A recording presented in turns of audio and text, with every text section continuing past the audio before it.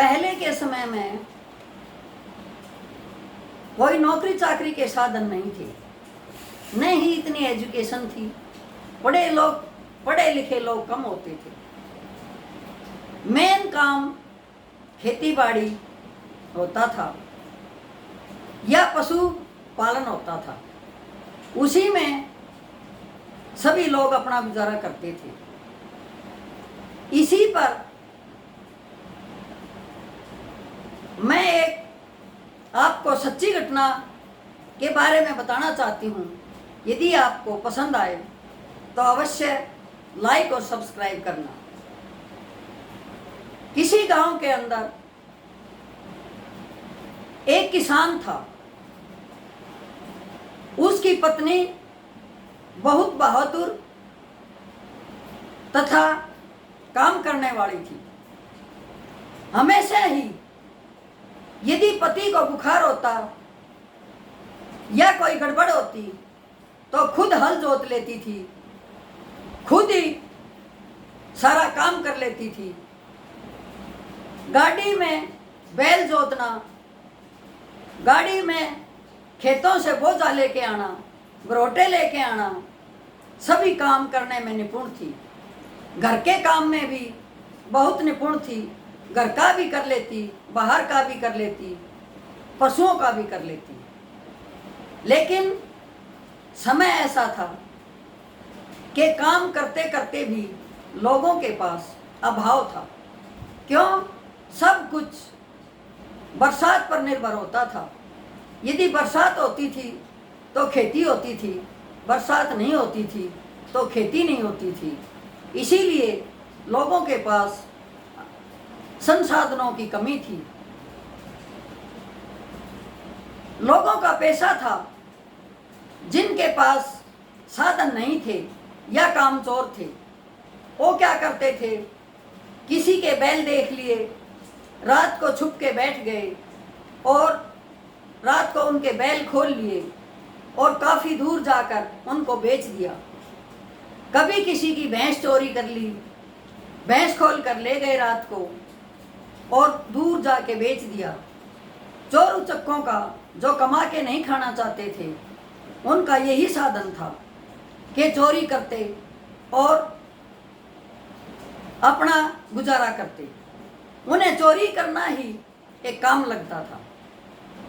प्रत्येक व्यक्ति अपने पशुओं की देखभाल ऐसे करता था जैसे कि अपने सोने चांदी के गहनों की करता हो, क्योंकि उनके लिए तो वही एक इनकम का सोर्स था, वही कमाण खान का साधन था।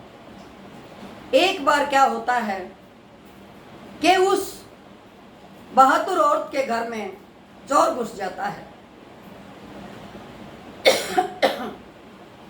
अब उसका पति बीमार था। रात को उसने उसके लिए ताता पानी किया, कभी उसको कुछ जड़ी बूटियों की दवाई बना के दी, कभी कुछ दिया। सोने में काफ़ी लेट हो गई और चोर शाम को ही घर में घुस चुका था। वो देख रहा था कि इसका पति तो बीमार है और ये अकेली है, बच्चे छोटे हैं, तो तेरा कुछ नहीं बिगाड़ पाएगी। आज तू इसके बैलों को ज़रूर खोल के ले जाना और अपना काम चला लेना।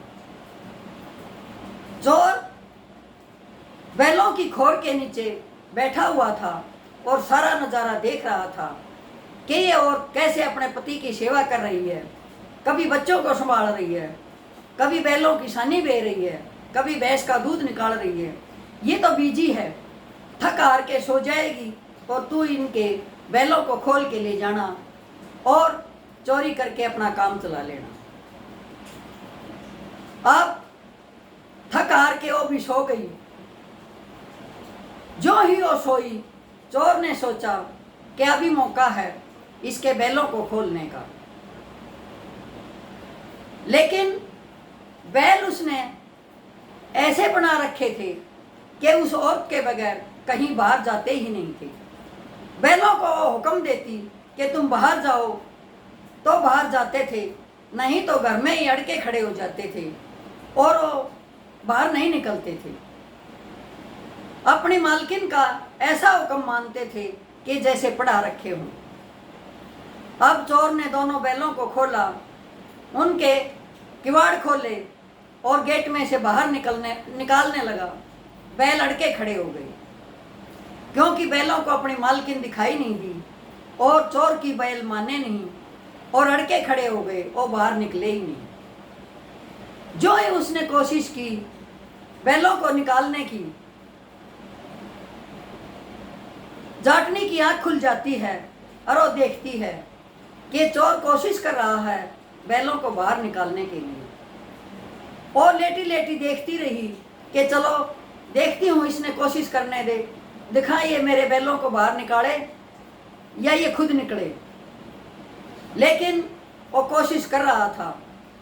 एक दिन जैसे ही वो उठ के चारपाई से बैठी हुई, चोर घबरा गया। चोर बैलों को छोड़ के उसकी दीवार पर चढ़ने लगा। अब दीवार भी कोई ज़्यादा बड़ी नहीं थी। जो ही चोर दीवार पर चढ़ा, उसने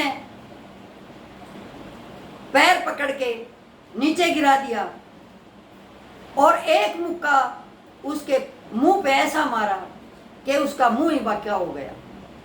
थोबड़ी टूट गई, दांतों में से खून निकलने लगे, उठने की हिम्मत नहीं रही। कहने लगा, जाटनी और मत मारना, नहीं तो मैं यहीं आपके आंगन में ही प्राण दे दूंगा।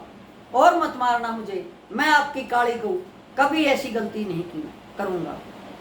अब उसने दूसरी चारपाई बिछाई अपने पति के बराबर में और चोर को उस पर लिटाया, अपने बैलों को वापस खोर पर बांधा और चोर से कहने लगी, यदि हिल गया तो अच्छी बात नहीं होगी। रात को ही उसने दूध गर्म किया, उस चोर को बड़ी मुश्किल से चम्मच से पिलाया, क्योंकि उसकी थोबड़ी, उसका जाबड़ा पूरा का पूरा टूट चुका था। फिर उसने जो ही सुबह हुई हलवा बनाया, धीरे धीरे उसने उसको हलवा खिलाया। अब जाट उठा तो देखने लगा ये क्या हो रहा है।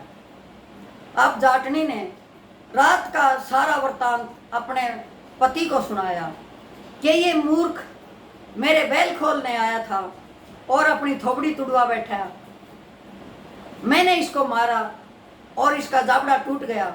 अब मैं इसकी सेवा करके इसको इसके पैरों से इसके घर भेजूंगी, लेकिन मैंने ये इससे प्रण ले लिया है कि फिर कभी ये चोरी नहीं करेगा। इसने प्रण दिया है कि जब भी मैं ठीक हो जाऊंगा, कमा के खाऊंगा और चोरी का धंधा बिल्कुल छोड़ दूंगा। बहादुर जाटनी ने उसको खिला पिलाकर अच्छा किया और फिर उसको जाने के लिए कह दिया। तो ये थी एक बहादुर औरत की कहानी। यदि आपको पसंद आए तो अवश्य ही सब्सक्राइब कीजिए। धन्यवाद।